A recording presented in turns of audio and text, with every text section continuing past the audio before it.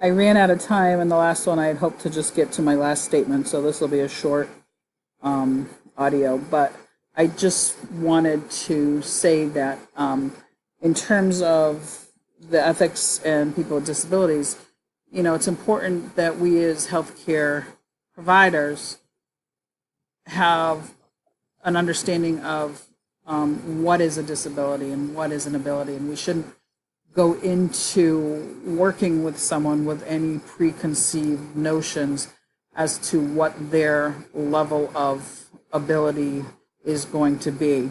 We need to be realistic about what they may be able to accomplish, but we also need to not have preconceived notions about what they may or may not be able to achieve. One of the most frustrating things for me was there was one particular person I worked with, and this individual would often make statements like, well, he'll never be able to do that, or she'll never be able to accomplish this. And it was really frustrating for me. Like, it's not like we were saying that this child with an IQ of 30 is going to get his PhD. It was more basic things like tying shoes or writing his name or something like that. And it always frustrated me that, I couldn't work with a person and have these preconceived notions about their abilities.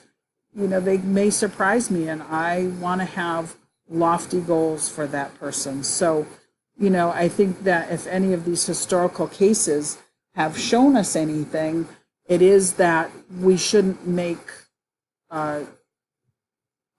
subjective interpretations of what a person's ability is or will be without really, knowing anything about that individual. You've got a newborn baby who simply by having the diagnosis of Down syndrome, we don't know anything about that individual's potential. Fortunately, we're in a time where we have a history and we can look at the success of people who have had Down syndrome and their ability to participate in life and have what they perceive and what we perceive as a good quality of life. They didn't have that ability in the 1970s and 1980s.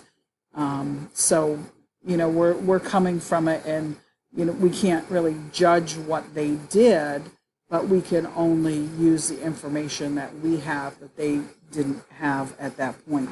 So, my concluding statement is just, don't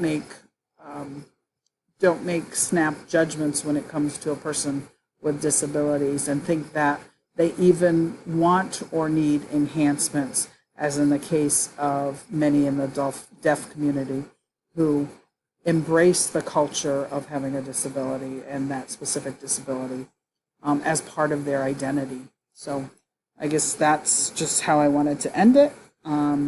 This has been fun. There's so much more that we could have talked about on this topic and so many other topics. I wish we could do these cases and things for much longer, but this has been a fun 6 weeks. I hope you've enjoyed it as well. I will see you on Thursday if you are listening to this before Thursday, but probably not because it's Wednesday night.